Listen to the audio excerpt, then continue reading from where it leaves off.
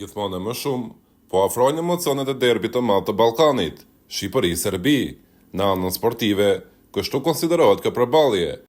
e cila do të tërheqi një vëmendje të madhe edhe të mediave botërore, veçanërisht pas asaj ngjarje të ndodhur në mbrëmjen e Beogradit, ndërkohë nga ndeshja e kthimit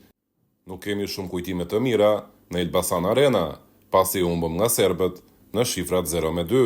Këtë herë historia mund të flasë tërësisht në favorin ton, pasi Serbia nuk do të organizojë ndeshjen kundër nesh në të njëjtin stadium. Në Beograd, ndeshja do të spostohet në stadiumin ku Serbia u përball me Zvicrën, për arsye sigurie, atje ku situata është shumë më e qetë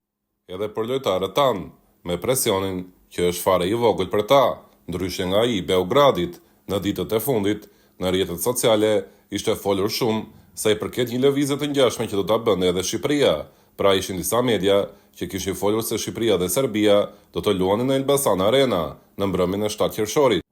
dhe se ky postim do të bëj po për arsye sigurie. Megjithatë, kjo nuk rezulton të jetë e vërtet. Faqja zyrtare e UEFA-s ka bërë të ditur stadiumin se ku do të luhet kjo ndeshje, dhe atje shihet se përfundimisht derbi i Ballkanit do të zhvillohet në Air Albania,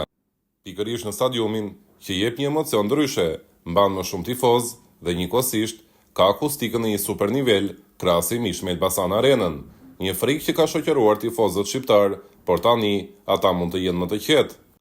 Sigurisht që kalimi në Elbasan do t'i ulte shumë shije kësaj ndeshje, pasi atmosfera që prodhohet në Air Albania është sigurisht në një tjetër nivel. Serbia do ta ketë ndeshjen e parë në grup, ndërsa për Shqipërinë është e treta, pas humbjes me Anglinë dhe fitores me Andorrën. Kjo ndeshje mund të quhet si një finale e madhe për Shqipërinë, pasi nëse fitojmë, shanset për të dalë në vendin e dytë kalojnë ato të Serbisë, dhe jemi më shumë favorit se armiqt e përjetshëm. Ndërkohë në rast barazimi apo humbje, Serbia thellon gjasat për të qenë ajo në vendin e dytë dhe Shqipëria duhet të presë për një tjetër edicion kualifikues së botrorit.